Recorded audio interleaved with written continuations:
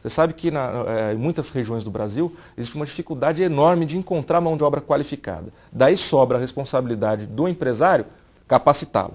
Então, a minha pergunta é a seguinte: vale a pena, o líder tem condições de fazer isso? Ele vai conseguir pegar uma pessoa que não sabe trabalhar ou que trabalha mal e transformá-la, enfim, uma pessoa capacitada, preparada para o mercado? O líder vai ajudar as pessoas a encontrarem o que elas têm o quê?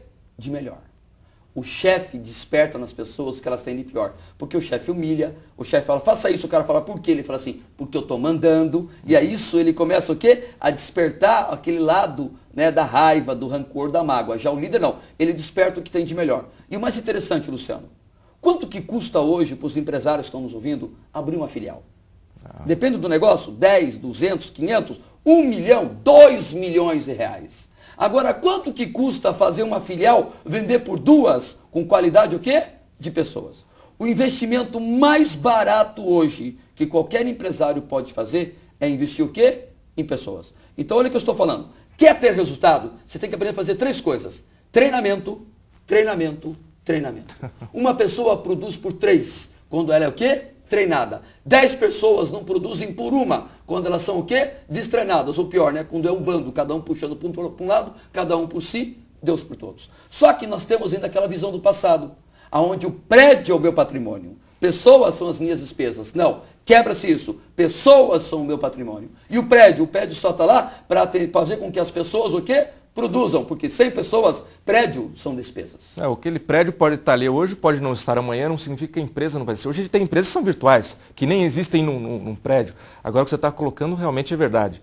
Pessoas, ninguém consegue copiar, não é isso? Exato. E detalhe, o prédio, o meu concorrente pode fazer 3 vezes maior no lado, mas eu quero ver ele ter o quê? As nossas pessoas. Ok. Ali, vamos fazer um breve intervalo comercial. O programa Tendência volta logo, logo. Estamos de volta com o programa Tendência e hoje estamos conversando com o palestrante Ali Badawi. Ali, você estava contando para a gente então da importância das pessoas se capacitarem.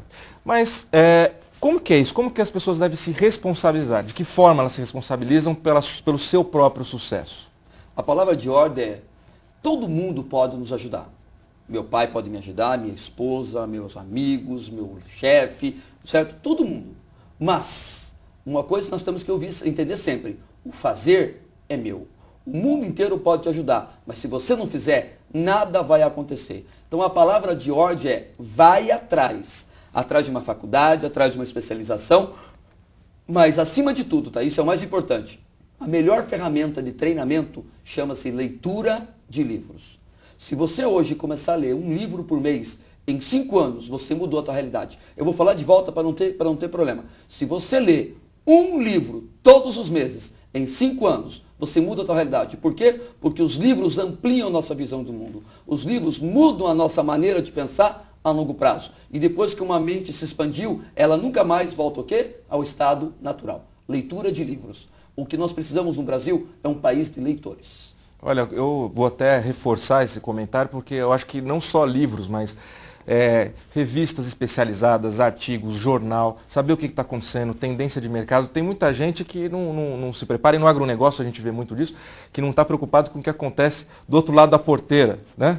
Ou mesmo empresários que falam, poxa, sempre foi assim, eu não preciso rever.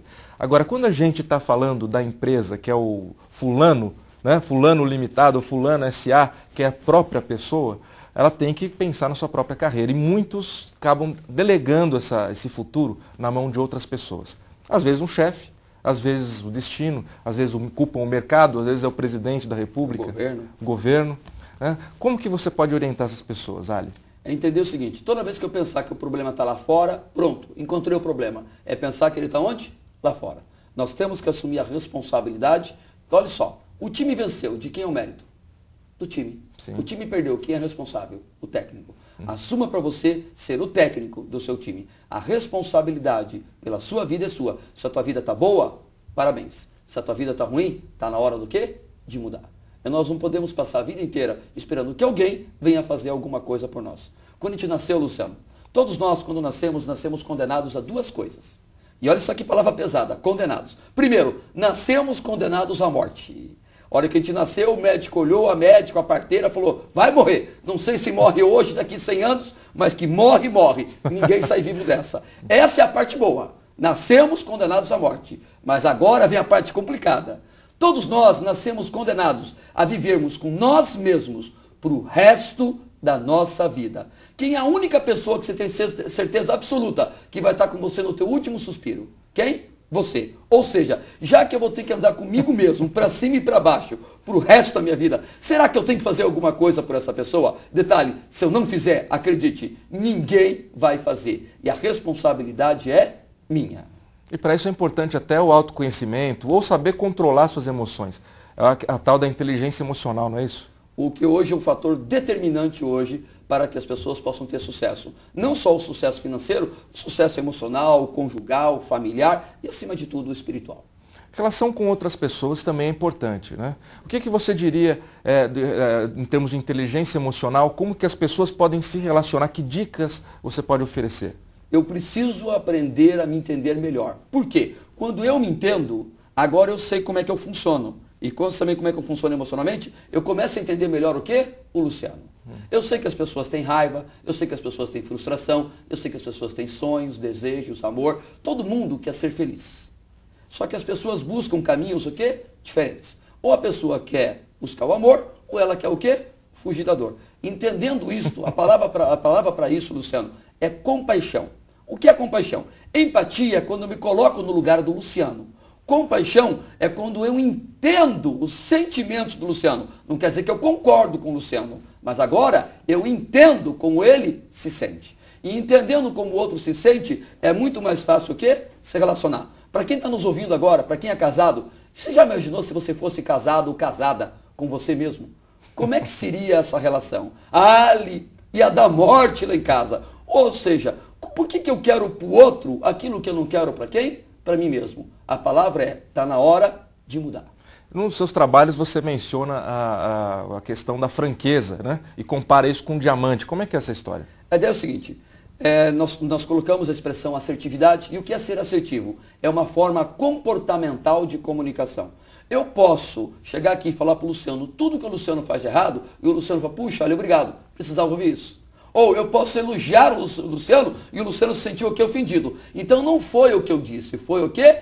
Como eu disse. Então nós temos que aprender a falar a verdade, a como falar a verdade. Não é falar ou não falar, é como falar. Eu digo que a verdade é como um diamante. Se eu coloco o diamante no lugar certo, valoriza. Se eu pego o diamante e jogo na cara da pessoa, eu machuco. Então não está no diamante assim, não está na verdade, está em como eu falo. Então a expressão é, franqueza é como sal. Comida sem sal é horrível. Se eu botar sal demais na comida, eu perco a comida. Relacionamento sem franqueza é falso. É péssimo. Agora, se eu botar franqueza demais no relacionamento, eu acabo com o relacionamento. Então, no relacionamento, a franqueza, nós temos que aprender o quê? A dosar a mão. E detalhe, aí complica um pouquinho mais. Como na culinária, para comidas diferentes, tem mãos diferentes. Em pessoas diferentes, franquezas diferentes. Para algumas pessoas mais maduras, eu consigo ser um pouquinho mais franco. A outra pessoa é mais melindrosa, eu tenho que ser um pouco mais o quê? Lento. Né? Não é falso. A palavra é, eu tenho que saber como colocar as palavras, porque ela pode o quê? Se magoar. É verdade. No livro, talvez você conheça, Paixão por Vencer, Jack Welch, que foi CEO da GE, ele tem um capítulo dedicado à questão da franqueza. Mas ele também diz nesse livro que as pessoas não estão preparadas. Né? E aí a questão, a gente deve ser franco, mas como que a gente sabe exatamente, então, a dose do sal que a gente vai colocar? Eu preciso conhecer o outro. E para me conhecer o Luciano, eu tenho que parar de falar e começar o quê? A perguntar. Enquanto eu falo para a minha equipe, eu não aprendo ninguém. Eu não aprendo quem eles são. Agora, quando eu começo a perguntar para o João, para o Carlos, para a Márcia, para a Simone, eu começo a entender como eles pensam. E sabendo como eles pensam, eu começo a entender quem eles são. Sabendo quem eles são, aí eu verifico que com esse eu posso ir mais rápido e com aquele eu preciso o quê? Um pouco mais devagar. Eu tenho que parar de ficar olhando só para mim mesmo e começar a olhar o quê? Para as pessoas. Você está com um trabalho também, chegando aqui em Campo Grande, voltado para planejamento pessoal. O quanto que isso pode ajudar as pessoas? Eu vou